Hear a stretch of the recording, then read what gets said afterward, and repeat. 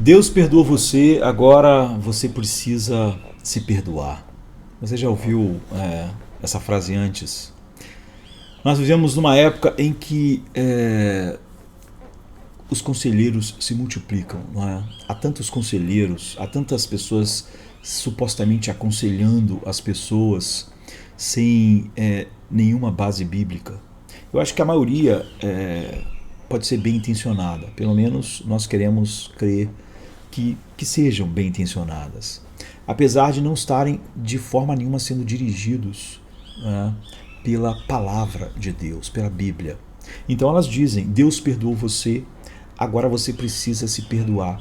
E isso virou um chavão no meio evangélico.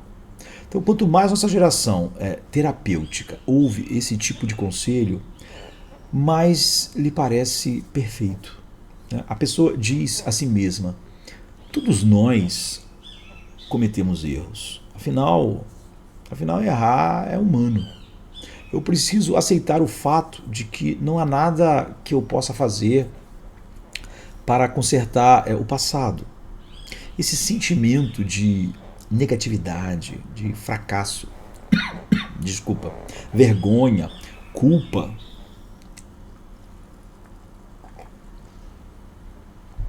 esse sentimento de negatividade, fracasso, vergonha, culpa, eles fizeram do meu coração a casa deles. Né? E eu preciso expulsar eles e recuperar o meu coração.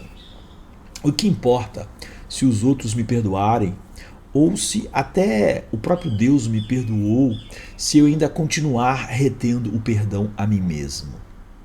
E até que eu conceda, a pessoa pensa, o auto-perdão, o acusador irá rondar meu mundo cuspindo suas palavras de acusação, né? E eu vou estar sempre num estado meio mórbido, então eu tenho que me perdoar. Isso se tornou tão comum que eu aposto que em algum momento da tua vida, em nossa cultura, você já recebeu ou, quem sabe, deu esse conselho. Perdoe a si mesmo. Então quer dizer que você arruinou o teu casamento e agora você se vê solitário, divorciado. E é hora de perdoar-se pelos teus erros e seguir em frente. Você realmente erra como pai, por exemplo, e culpa todos os erros que teu filho comete nos erros que você cometeu como pai ou mãe. Largue essa culpa, né? É o que dizem. Saia do passado e perdoe a si mesmo. Você arruinou a sua carreira, ou você envergonhou a tua família, envergonhou a igreja. É hora de quebrar as correntes da culpa, erguer a cabeça e dizer: eu me perdoo. Você merece liberdade. É o que é dito. Todo mundo faz coisas assim. Se perdoar é a única maneira de se livrar do perseguidor e acusador de uma vez por todas. Eu diria que é fácil acreditar em tal conselho, mas eu diria para você: não caia nessa. Né? Perdoar a si mesmo não é apenas impossível, é tolice, é perigoso e é fútil. É a tentativa vã de uma alma atormentada pela culpa procurar alívio no último lugar que ela deveria estar olhando: para si mesma. Sabe? E dizer a um amigo: perdoe a si mesmo, é o equivalente a dizer a uma pessoa morrendo: cure-se. A absolvição, como o tratamento médico, ou o remédio, né, como a medicina, vem de fora de você, não do doente. Não é? O remédio tem que vir de fora. Nosso problema não é que sabemos que Deus nos perdoou, mas não nos perdoamos. Não é? Mas é isso que dizem. Nosso problema é que não acreditamos que Deus nos perdoou nos termos bíblicos, como Ele revelou ser seu perdão na palavra. Esse é o grande problema. Ele é o ofendido final. Ele dá o perdão final em Cristo. Você não peca contra você mesmo. Essa é uma ideia ridícula. Não é? E esse é o problema. Nós nos iludimos em supor que Deus forneceu 80% do perdão e agora a nossa responsabilidade é é chegar aos outros 20% do perdão, já que achamos que parte foi uma ofensa a nós mesmos, parte dos nossos erros, parte do nosso pecado é uma ofensa a nós mesmos, a nossa dignidade e etc. E nós nos iludimos pensando, o Senhor fez a sua parte, Ele disse, eu te perdoo, e agora nós precisamos fazer a nossa parte, eu me perdoo.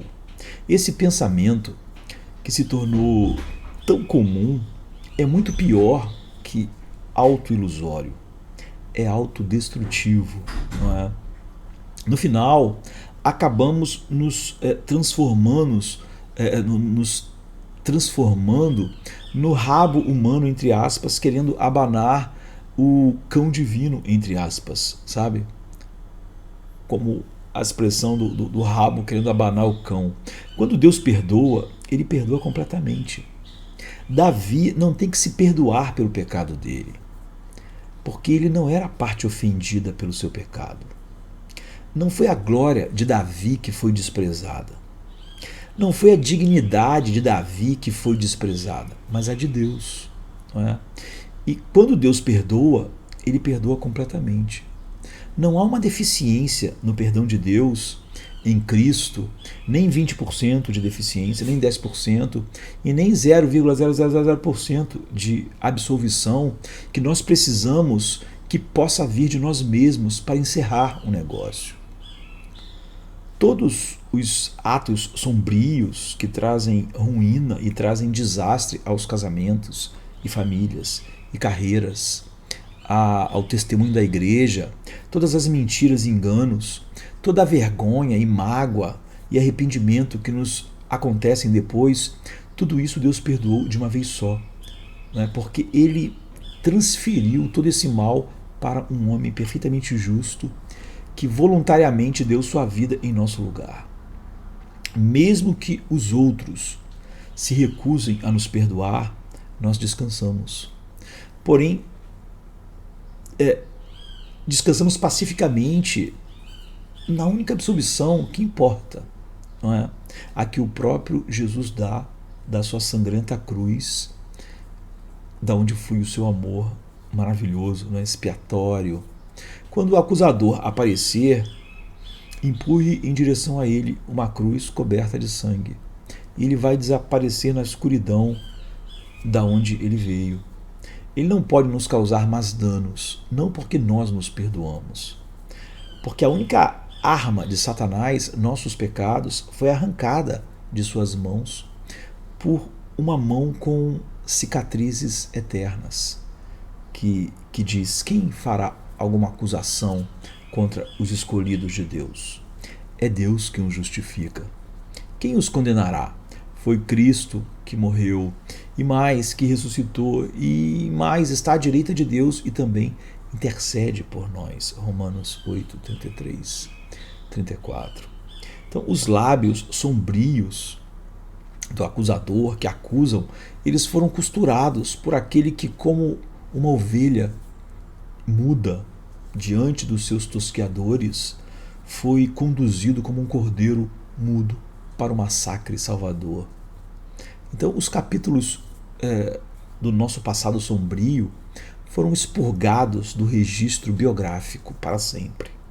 Eles foram substituídos por uma vida, uma única história, uma única página, eu diria, do livro da vida, no qual nossos nomes estão escritos na tinta do sangue divino e indelével do Cordeiro de Deus. E a história dele foi colocada no lugar da nossa história. E a declaração é justificado. E nada do que você faz cooperou para essa realidade. Cristo fez tudo sozinho, não fez 80%, 90%. Ele não providenciou parte do perdão para nós completarmos. Isso é só porque nós não entendemos o Evangelho.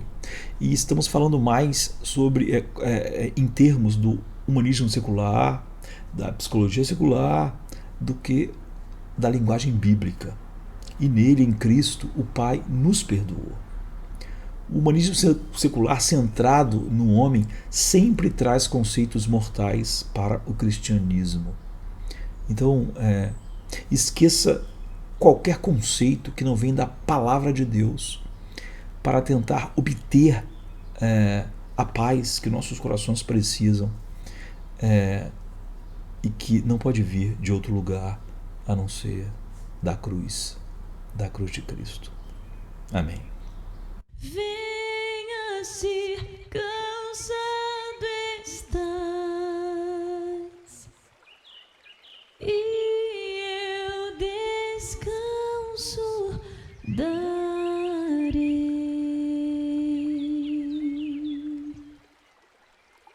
Tu descansarás.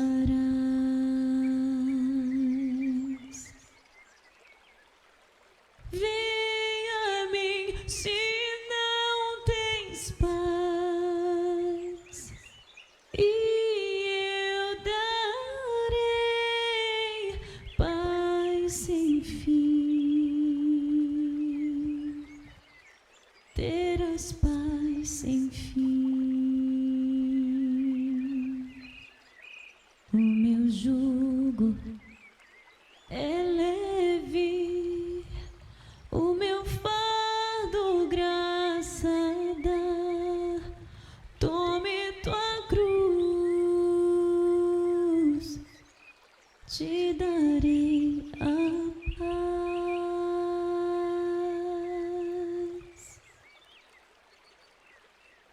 Venha o aflito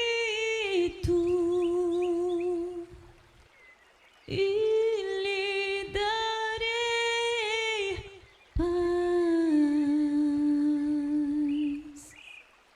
minha paz darei.